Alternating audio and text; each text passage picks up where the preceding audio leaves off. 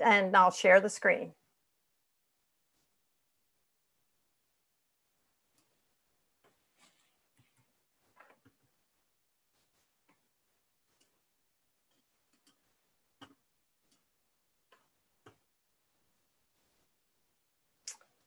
Well, good morning. I'm thrilled to be here with you today and to, let me just get us set up here for a minute.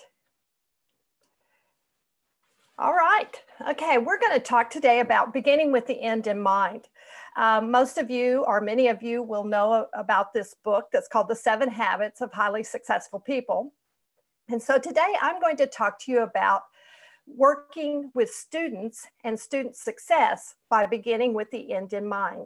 I am Dr. Teresa Franklin from Ohio University. I am a professor emerita there, which means I work on special projects out of the Provost Office and the College of Education, Department of International Studies, things of that nature. And so one of the things I do is I work with universities around the world, actually, to develop student success possibilities. So recently we've had this pandemic going on. And so in March, we sent 1.3 billion learners online. Now just think about that, 1.3 billion students were online accessing the internet or trying to access the internet, because we have found out that that's a problem around the world. But they were online, and we said goodbye to classrooms. In that process, what happened was going online accentuated learning expectations. That is, students began to see that they were not just sitting in a classroom as an individual, but yet they were a public identity because they were online. And they didn't really worry too much about internet privacy, which is something we often are concerned with, or about sharing their data. Instead, they began to develop this very collective identity, that they were part of a larger group, and began to look for those who had shared beliefs and values in the world around them, not just in their classroom or the people who were in their classroom when they left that face-to-face environment, but actually began to look for people who had shared beliefs and values that were worldwide.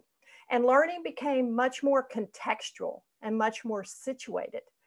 And in part of that was that they were on WebEx and Zoom and Google Meet and Microsoft Teams, and they were able to move from being an individual to this collective work with other students around the world. And therefore, they began to build blogs and more social networks, and TikTok came on board. We've got all these different social media areas that allow them to connect with all kinds of people. And so learning really became more grounded in their personal expression and also in their personal experiences and all those different voices that they had online that they did not have when they were sitting in a classroom of 100 students in a seat lecture hall. And so this is very much, in a sense, dispersing the authority of the faculty member, and it's becoming less centralized and really changing what their expectations are for learning now that they have returned to classrooms. And I need to make a really important point here, because when I talked about the fact that we sent 1.3 billion students online, it's really critical that you understand that that was not really online learning.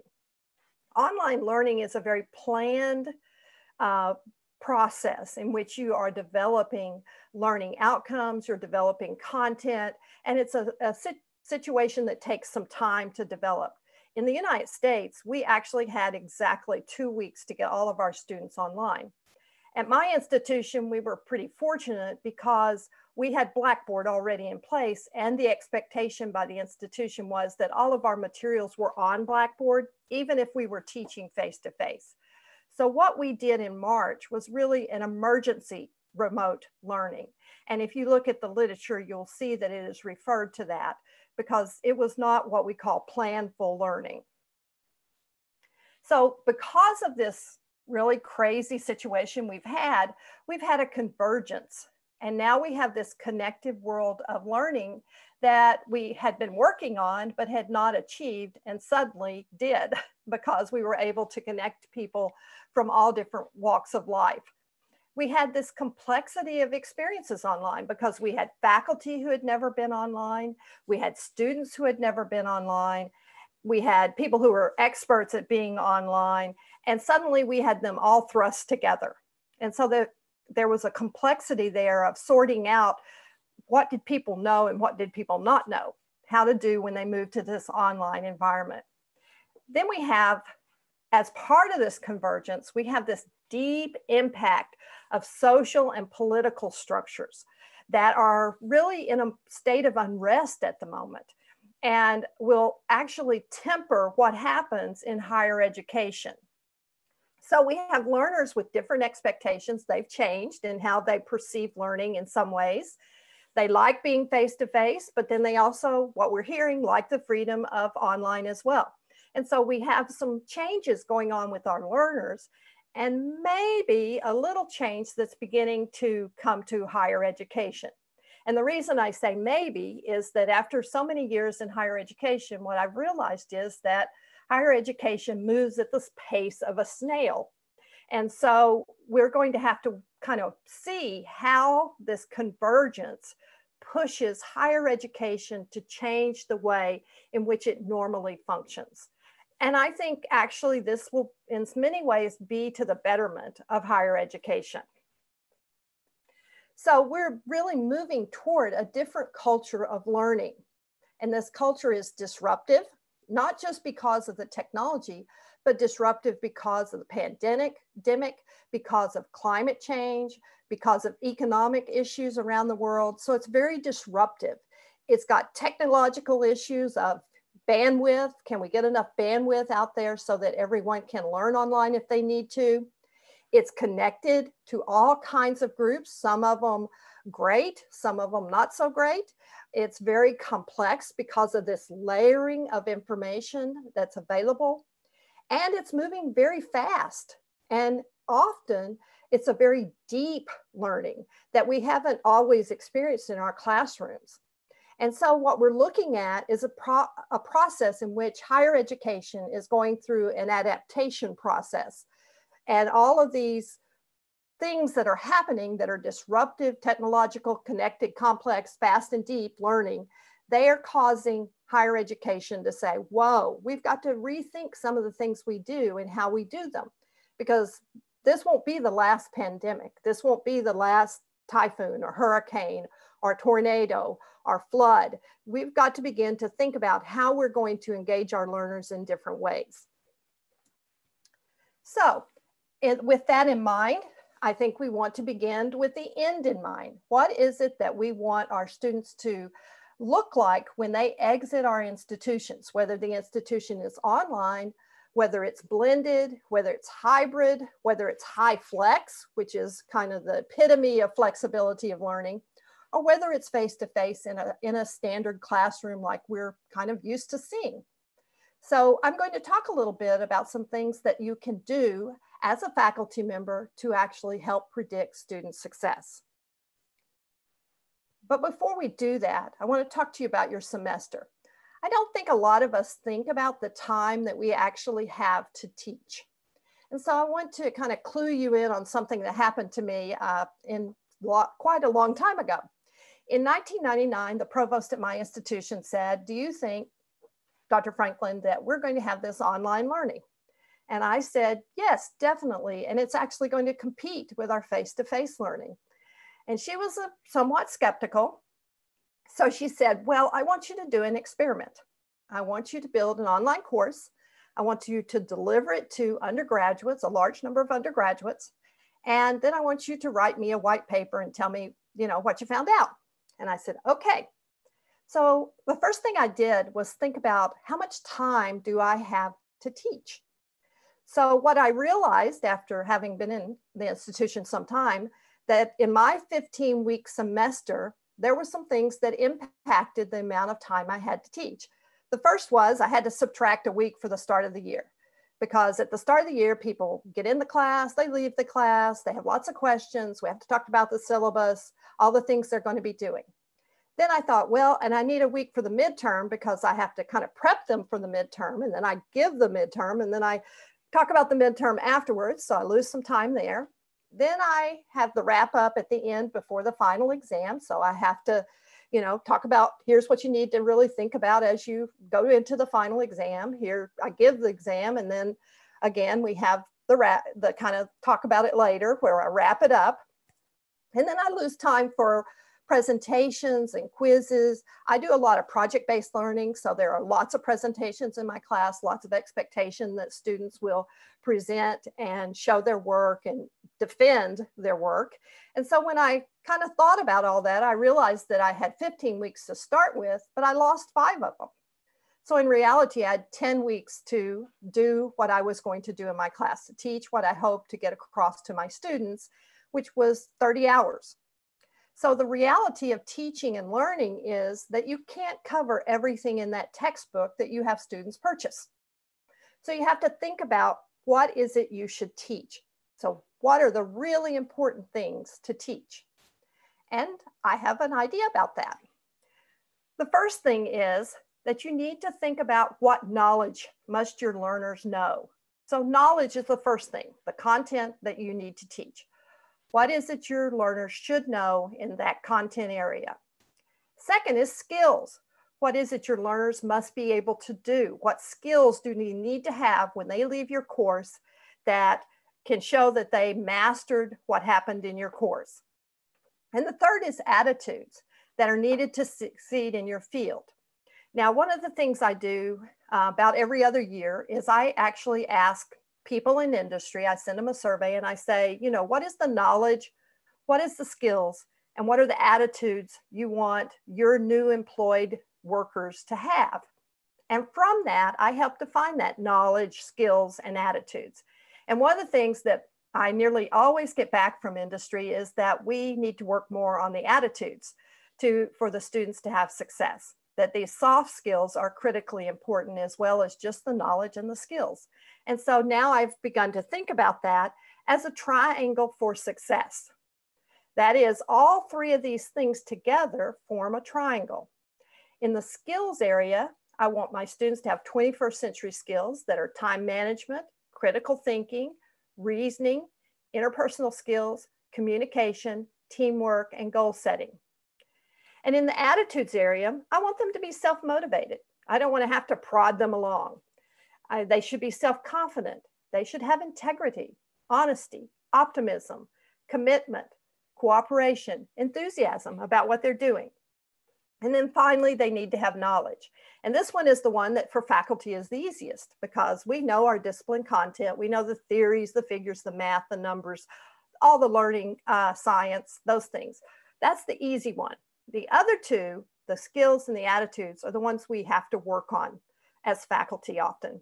Because how do you build those assignments that actually bring in the knowledge, the skills, and the attitudes? So in thinking about designing a course, I went to curriculum design, which is one of my fields, and I thought about the backward design model. And in that model, we have something called the 40-40-40 rule. And the first thing you have to do is you have to really identify what are the results you want from your students. And then decide what is acceptable evidence that those students have achieved those desired results. And then finally, you plan the learning experiences and the instruction. And to do this, there are 3 big questions. The first question is, what should every student know when learning your program or course? So these are things that I call that are worth being familiar with. This is the lowest priority of information in your course. It's things that are kind of mentioned in the course, things you use kind of to wrap around and give it context, but these are worth being familiar with. And so 40 days, if I were to meet my student outside of class after 40 days, these were things that the student would be able to kind of talk to me about and say, yes, in your class we did X, Y, and Z. The second question, what knowledge and skills should your students master, is a little more intense, because this is what the students must be able to know and do, and they must master them. These are facts, concepts, principles, processes, strategies, methods that they should know when they leave your course. And if I were to meet that same student 40 months from that course, they would be able to tell me and show me that they could do these things. So 40 days, worth being familiar with. 40 months, almost 4 years, it's important to know things that should be mastered. The third question is, what are the big ideas and important understandings that students need to retain? Notice that the word in question 2 is master. The word in question 3 is retain. These are what we call enduring understandings.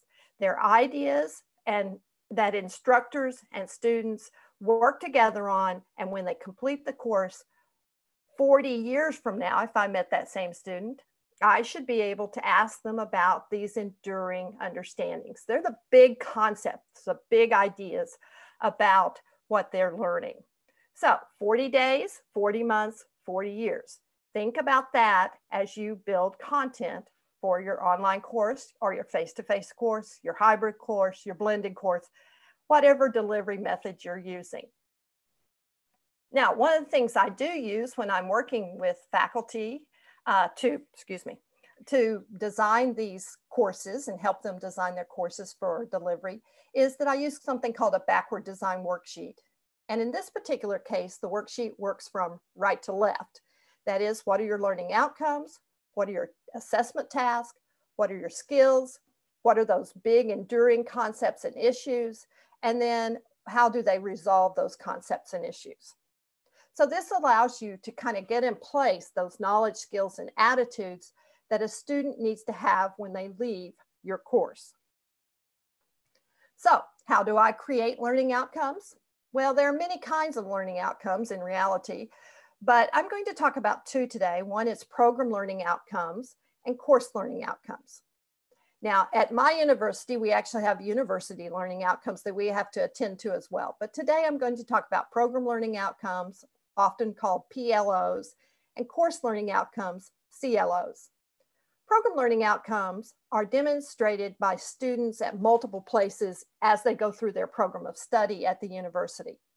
And these, they'll have opportunities to do lots of different projects, be in scenarios, and really the purpose is to make sure that the student didn't just memorize their way through the content, and in reality, they can actually master the content.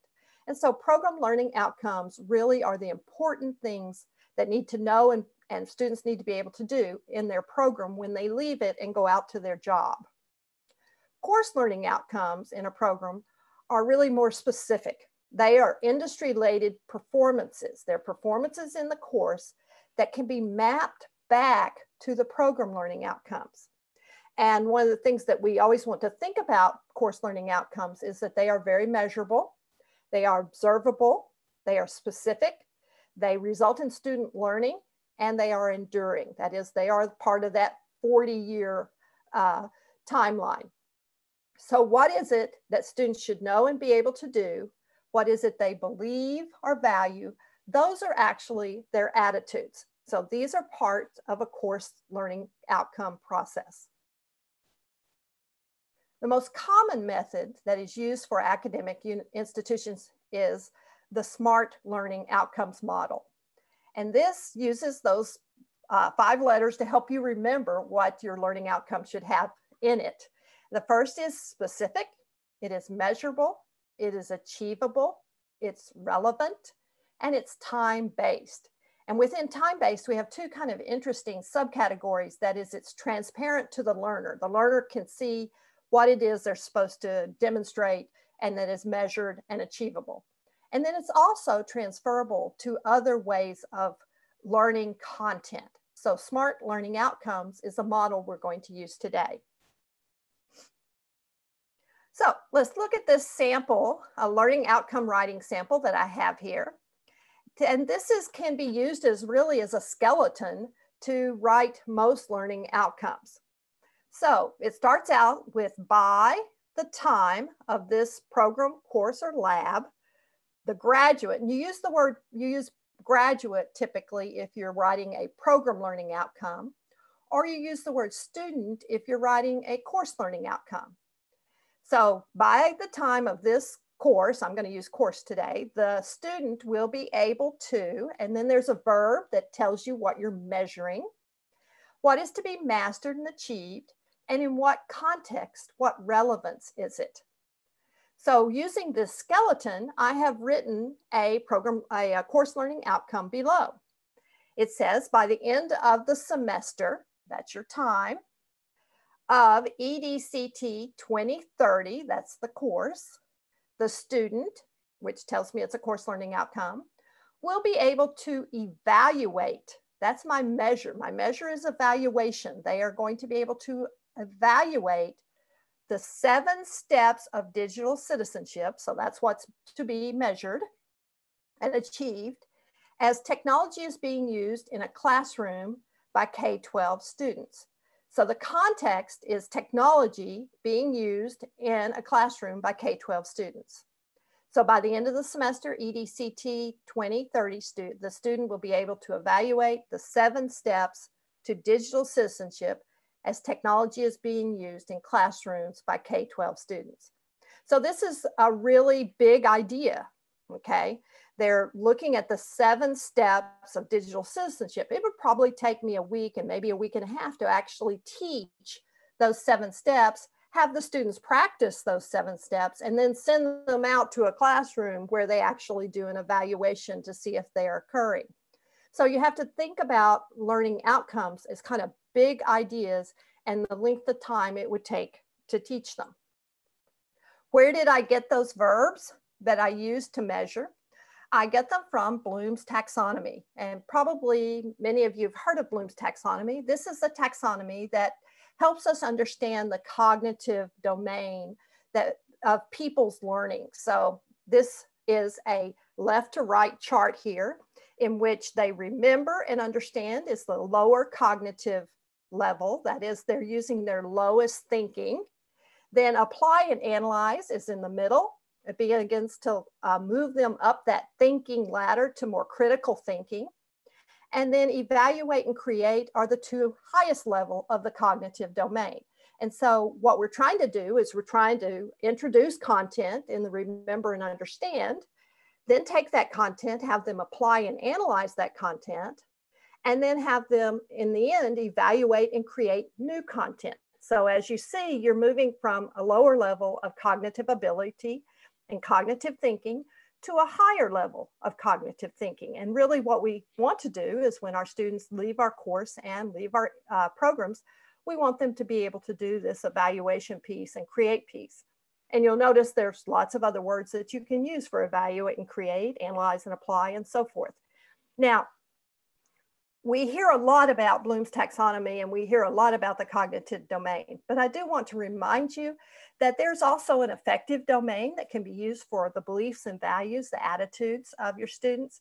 And then there's the psychomotor domain, which is the domain that deals with kinesthetic skills, things like physical education, if you have physical education educators, or if you have people who are doing different kinds of motor skill-based learning, this psychomotor domain has the same kind of outline of words and terms and verbs that you can use.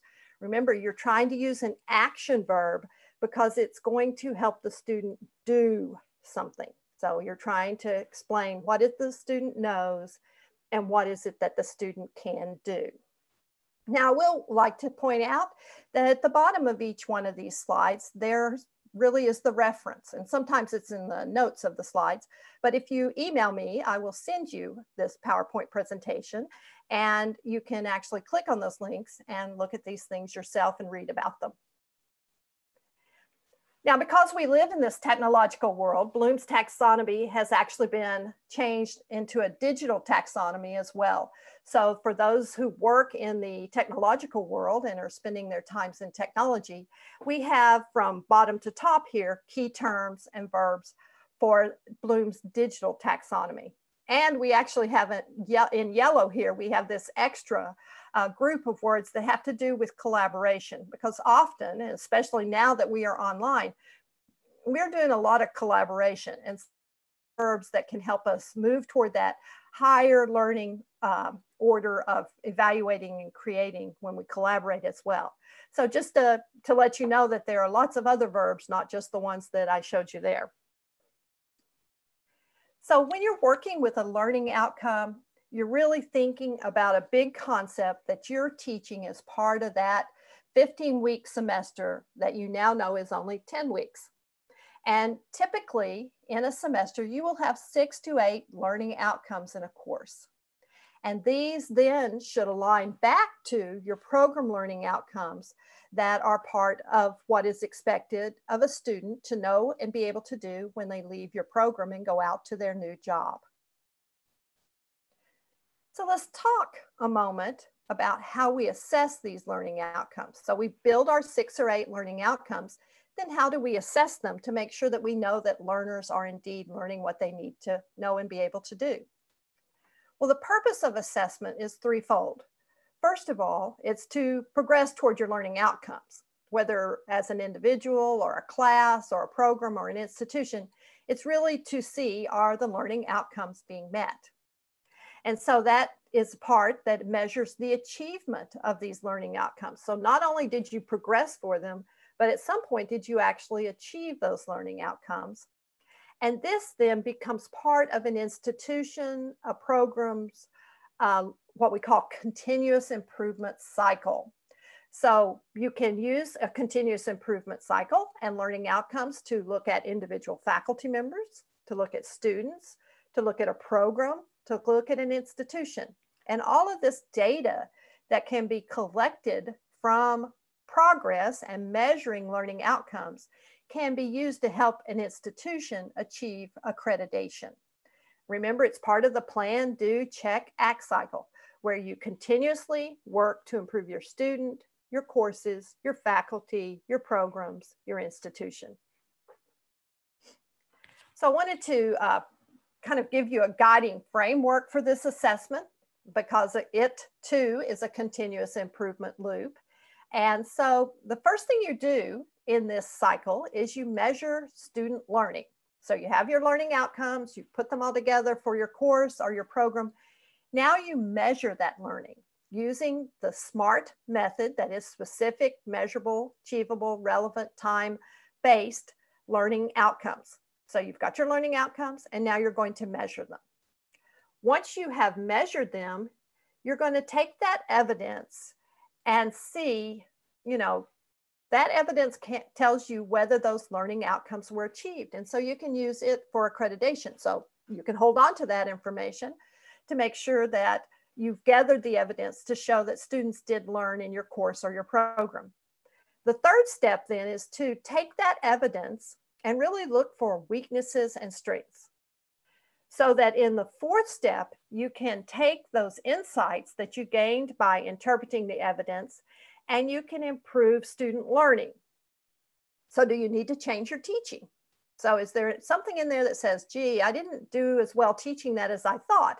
I mean, that's a very common thing that happens with faculty and with teachers. We think we did a great job and then we realize sometimes that more than half the class didn't really get it. So do you need to change your teaching? Maybe, maybe not, it depends. What did the evidence say? Step number 5 says, well, maybe if it's not your teaching that needs to be changed, maybe it's the fact that the assessment needs to be changed. You need to make improvement to the assessment. Maybe questions were not quite worded correctly or worded for understanding, or maybe you didn't really assess what you thought you were assessing. And so this outcomes assessment feedback loop allows you to move through 5 steps that will guide you in the assessment practice. I want to take just a moment to do a quick review. I think most of you may know these things, but just to be sure we're all working from the same definitions. Summative assessment is an assessment of learning. That is, it's a judgment about learner competence or program effectiveness. And what you're looking for is assessments that provide evidence of student achievement. so that you can actually make that judgment. Summative assessment, its examples are final exams, thesis, dissertation, capstone projects, portfolios, because they occur at the end of a course or a program. So you make a judgment on whether someone actually achieved the learning outcome and make a summative judgment here at the end of the course or program. Formative assessment, on the other hand, and the one that I'm going to spend the most time on, is assessment for learning. This is assessment that occurs as students are taking your course or going through the program. And it is to modify teaching and learning activities.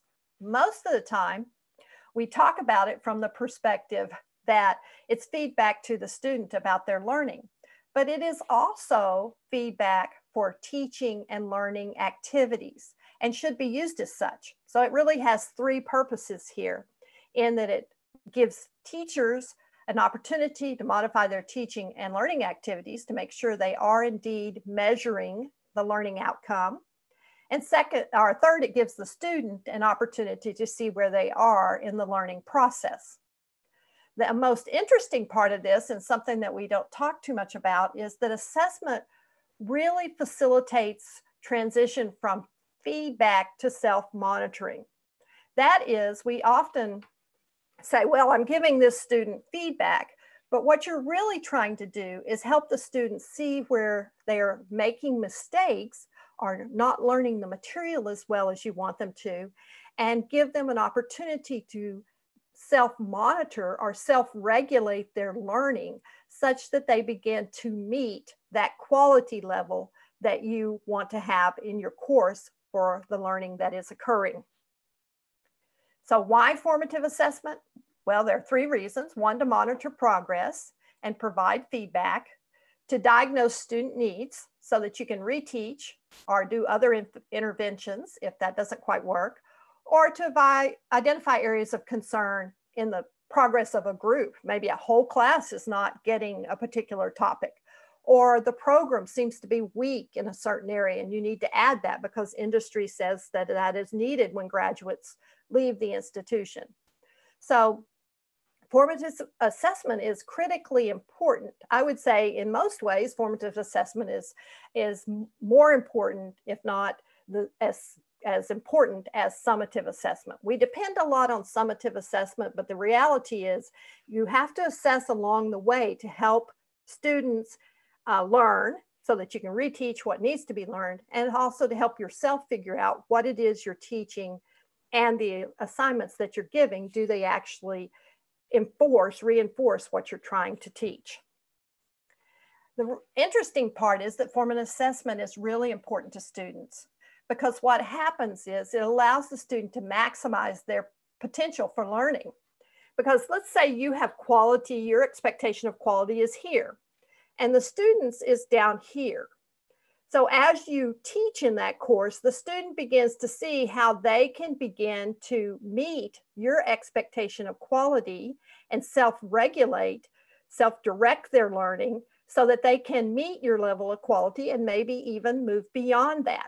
So formative assessment also helps the student not just get feedback to yes, you did this or no, you didn't, but it also helps them build that self-regulating learning so that they can be lifelong learners that know how to develop strategies for actually classroom learning or strategies for online learning. So it's really, formative assessment is really important because it helps students figure out expectations of quality from the faculty member. So be explicit when you are providing formative assessment. Discuss the rationale for that particular assessment. Be very transparent in your teaching, model it, discuss those formative assessments, facilitate reflection, which is critically important, and self-assessment in learning so that students, like I said, begin to understand and develop strategies for learning and strategies for meeting levels of quality. This also has the student in a position where they become owners of the content that they are learning. Formative assessment examples, I'm sure you know lots of these and have had lots of these in your time in the institution. face-to-face office hours, emails, texting, midterm exams. I do a lot of rate your knowledge and surveys where I ask 5-question surveys at the end. They hand them to me, I pass them out, they give them to me as they leave the room, or they send them to me as a electronic submission online, and they tell me where they think they are and what they know. You know, we discussed this topic, where am I today in this? Am I going to need to spend some more time on it? I do a lot of minute papers, muddiest point, think, pair, share. I think all of these things are very active learning, and they allow students to really engage with other students, and that reinforces their learning. Of course, we all write comments on assignments. Students do internships, student teaching, co-op placements. We do a lot of problem-based learning, project-based learning in the class. And what these do is they give you evidence that students are learning, that students are meeting and achieving those learning outcomes. Technology can play a huge role in this because technology can allow students to develop blogs and provide emails or voice boards, that allow them to clarify their learning goals and standards and to ask questions, which is really critical to have dialogue and communication. You have online testing and tools that will allow you, such as voting, so that you can get immediate feedback on what students know.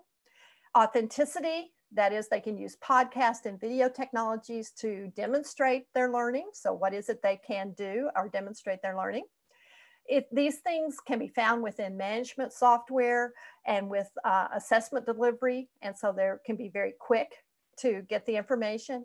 And then of course, as I've noted before, we really want students to learn to self-evaluate and self-regulate their learning so that they themselves own the learning in the classroom and can reflect upon their achievements. And a good way to do this is portfolios, e-folios, and also blogs.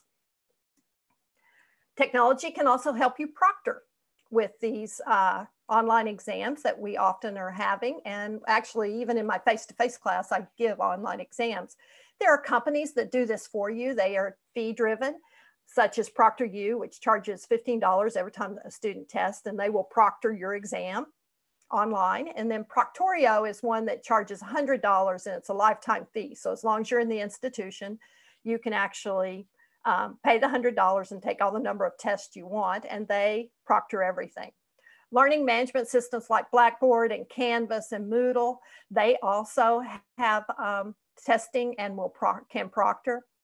Usually they use cameras, multiple cameras. So you have a camera on your computer and a camera on your cell phone that's on a tripod that they use to watch your face, to look at eye tracking and things of that nature, to look for academic integrity. These are all very interesting. I do want to remind you that all tests can be cheated on. There's no way to stop cheating completely. You can slow it down, but in reality, someone will cheat. I think the second thing you need to realize is that some students do not do well with proctored exams with the technology because it makes them very nervous to feel like they're being watched every second. And so when you're going to use technology to proctor, you need to be very aware that there are some pros and there are also some cons, and to weigh those carefully. So why are there assessment problems if we continue to have our learning outcomes? And we should just be able to assess them. But what we find is there's still some problems with assessment in our institutions. And mainly that is because we have an alignment problem. We have not sat down, and we have not, as a program and as a faculty member of course, really thought deeply about the knowledge and skills and attitudes that a student should know and be able to do. We also often don't write down our learning outcomes. They're in our textbook, so why do we need to write them down? But it could be that textbook is built for a general population. It may not be built for the students that you have. And even when you're teaching online, hybrid, blended, whatever, you should have learning outcomes that match the content you are going to teach. Not just all the ones that are in the front of the textbook chapters, but the actual ones that you are going to teach.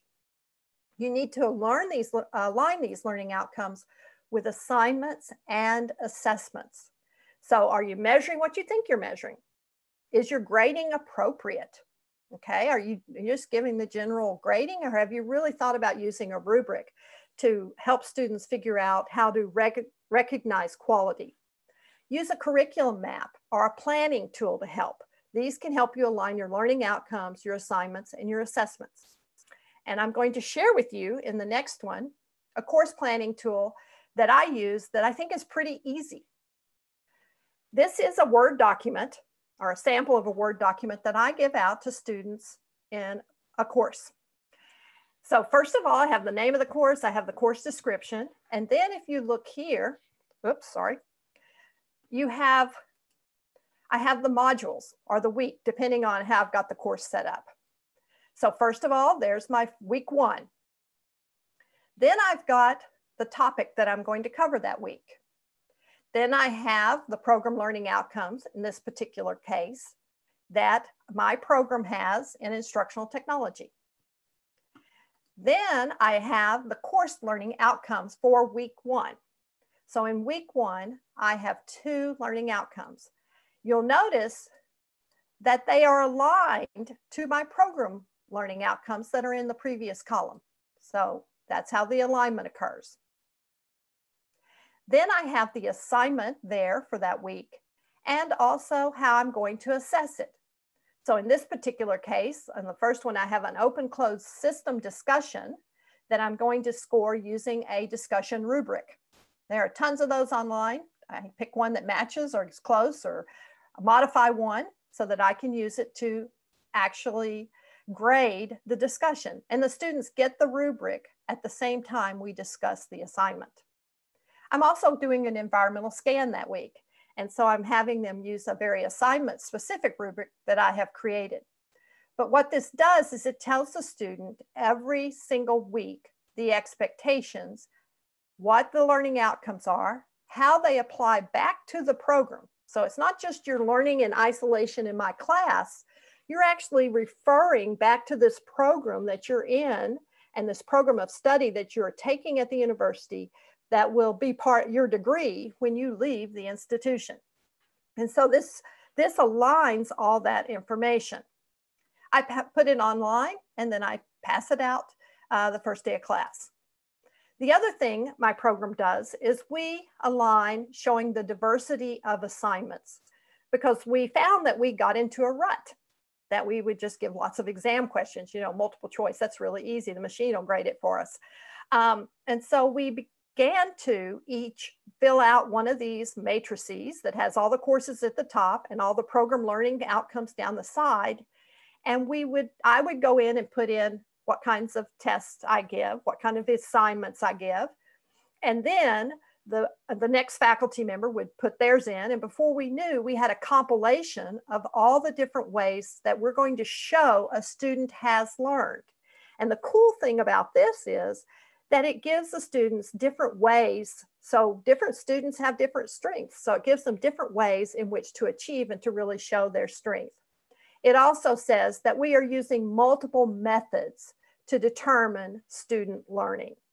And the really interesting thing is you can see from this one that there really are a lot of things that occur, of course, across the program that these students are in. And then they have a capstone course in which portfolio to show all these things. Another matrix that we have and that we use as evidence for student learning is that we have all the program learning outcomes here, and we actually look at the content that we are all teaching so that faculty don't teach the same content over and over and over again. I've had so many students over the years who would come in and say, well, I did this content in that class. I don't want to do it again here. I already know that. So they would kind of just check out.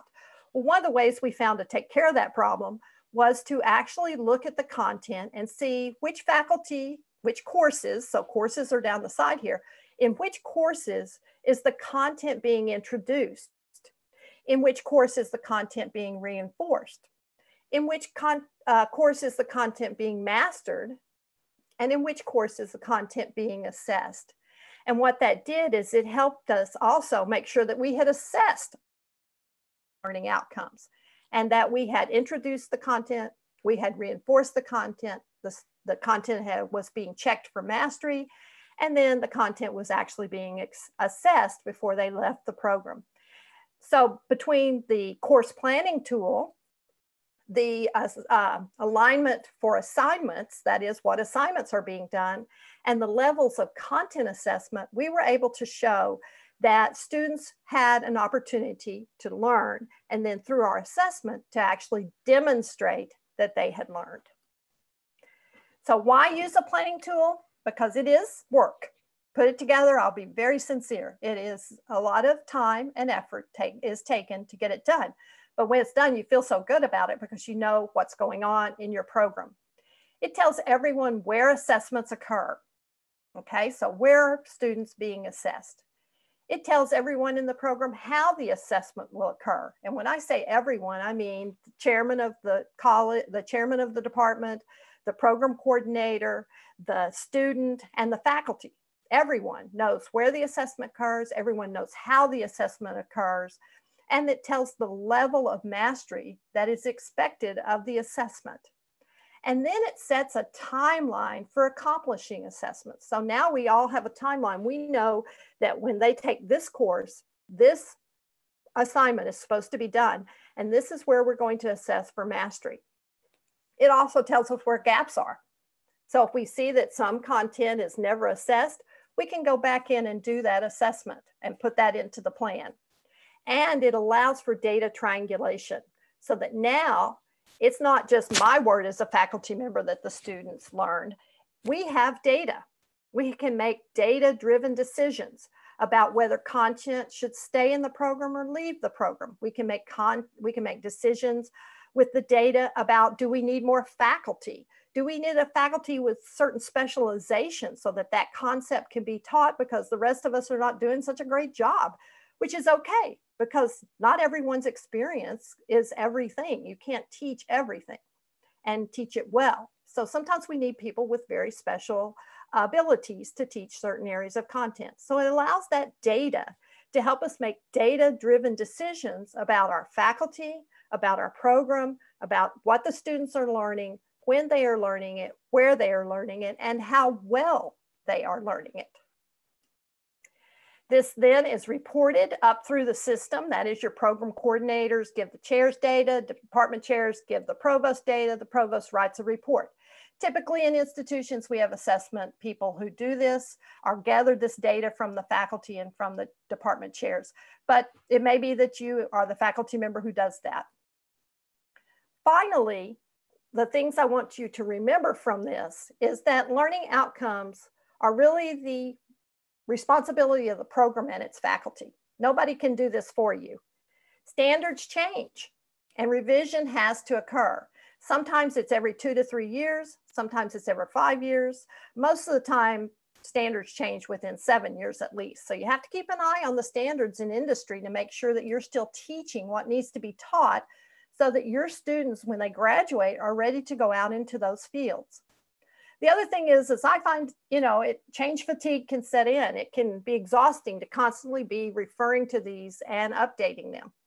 But it's worth it because your students will have such greater achievement and will be so much more employable as they move out into their fields or they're ready to go to graduate school. Whatever it is they're going to do after undergraduate, they are ready to go because they have had this aligned process in which the learning outcomes are aligned to the assignments are aligned to the assessments. Now, the fourth one is financial cost. Most of the time institutions want faculty to do this and they don't really think about a financial cost. A lot of institutions have found that if they offer stipends or they have food, meals, so that students, our faculty members, when they work later, they can have things to eat while they're working, they have their meal or dinner, that there's some pluses to that. And so there are going to be some financial costs to the process.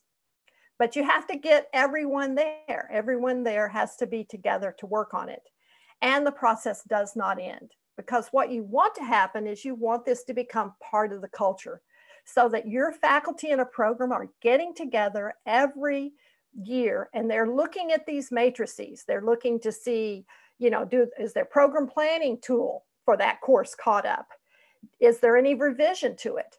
Is there matrix for assignments? Are we changing any of our assignments? Do we need better assignments? Do we need to get rid of an assignment? And also, are we actually looking at where the content level is as we teach? So this is an ongoing process that does not end and is really the responsibility of everyone in the institution. The work of higher education never ends, because what we do is we help students learn. Then sometimes as things change and standards change, we have to help them unlearn and relearn something new. And then as lifelong learners, they will have to come back from time to time and refresh, because we now know from the research that most people have anywhere from 5 to 7 careers in their lifetime. And so they won't just stay with one business or one organization often their entire time during their work life. And so they have to figure out how to learn, unlearn, relearn, and refresh over the lifetime of their career. Thank you very much for the opportunity to be with you. Again, if you want a copy of this presentation, I will be happy to send it to you. There is my email address, and there is a little copyright notice you need to take care of. And then I do have the readings all available here on multiple pages at the end. So thank you again for the opportunity to be with you. So thank you very much, Teresa. Eğer Teresa'ya sorularımız varsa ben şu anda seslerimizi açma izni de verdim. Seslerimizi açıp direkt sorabilirsiniz veya chatten yazabilirsiniz. Biz çevirisini yapıp Teresa'ya sorabiliriz.